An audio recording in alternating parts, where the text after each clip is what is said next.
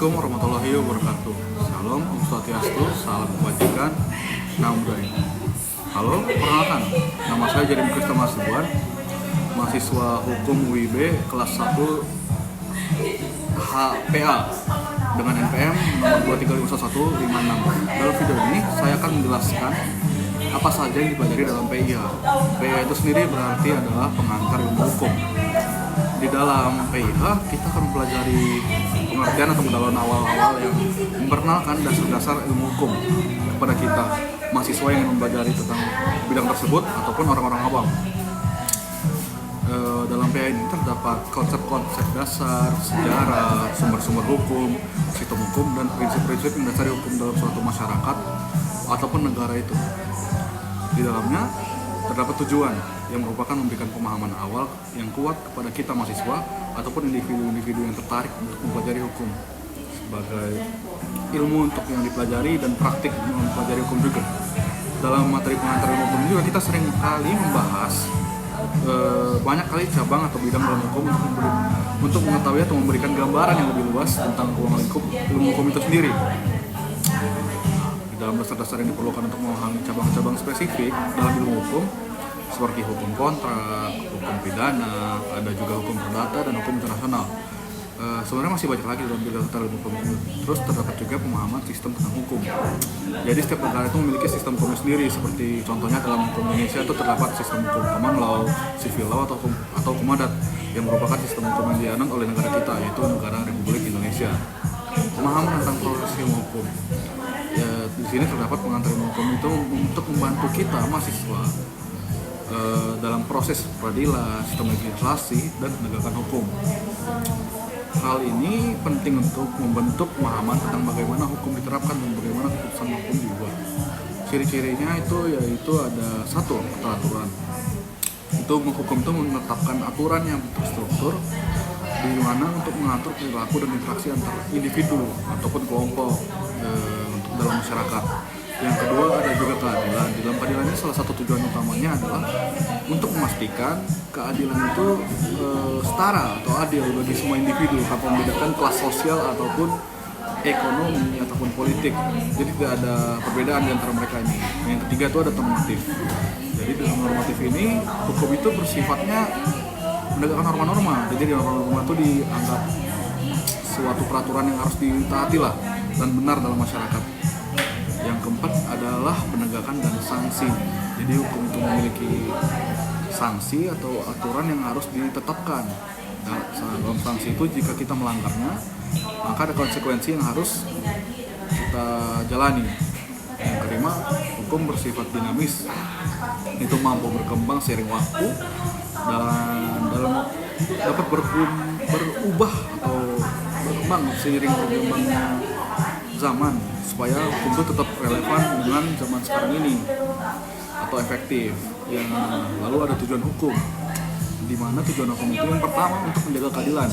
Apa sih artinya untuk menjaga keadilan itu? Yaitu yang pertama tuh untuk tujuan hukum itu tercipta untuk keadilan dalam masyarakat, memberikan perlindungan dan hak pada semua individu di dalam lingkungan itu tersebut.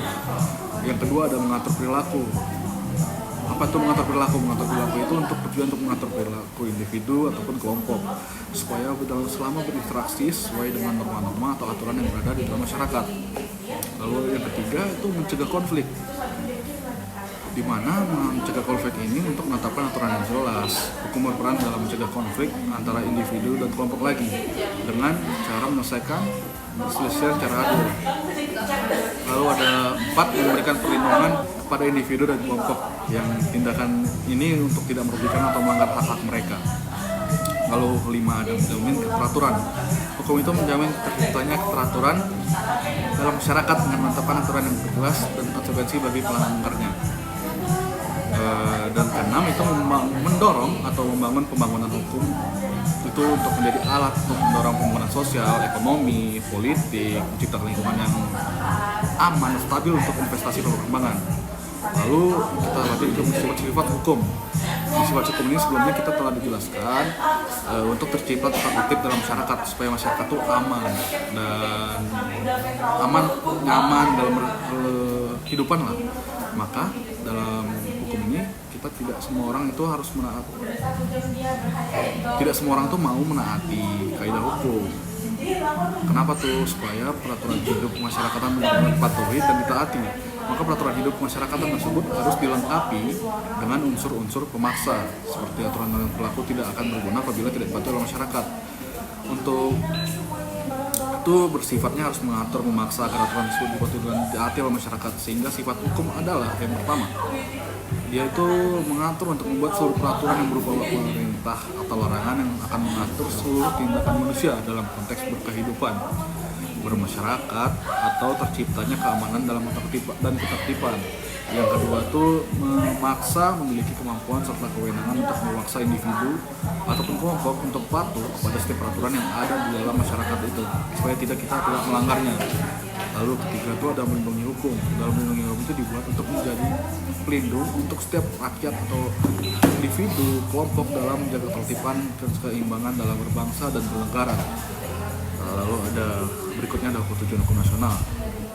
Tujuan hukum nasional ini yang berarti untuk Indonesia itu pasti letaknya untuk kewajiban bernegara, berlembaga tertinggi negara, yaitu semua pejabat negara, setiap warga Indonesia ataupun semua yang berada di lingkungan Indonesia untuk melaksanakan kebijaksanaan dan tindakan-tindakan demi terwujudnya tujuan nasional Indonesia, yaitu terciptanya masyarakat yang terlindungi oleh hukum, cerdas, terampil, cinta dan bangga untuk bertanah air di Indonesia dalam suasana kehidupan makmur dan adil yang berasaskan dengan falsafah Pancasila.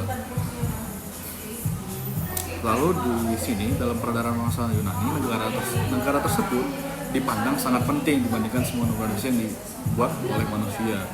Timbulnya pemikiran-pemikiran yang dari peradaban Yunani ini menyebabkan manusia memiliki kemampuan untuk berpikir, kebebasan memilih, dan memiliki kemampuan dalam membuat keputusan. Oleh karena itu manusia juga mulai menyadari bahwa ia hidup untuk dirinya sendiri, bukan untuk orang lain. Pada saat ini mulai timbul sikap individualisme, konsekuensi politik. Oleh karena itu pada saat ini mulai timbullah sikap-sikap individualisme, konsekuensi politis dan individualisme ini berupa adanya independensi yang memiliki hak-hak secara hukum dan politik yang tertuang dalam rule of law. Dengan demikian, hukum menjadi prinsip sentral dalam organisasi sosial termasuk negara, yang dimana diajarkan secara sistematis di universitas.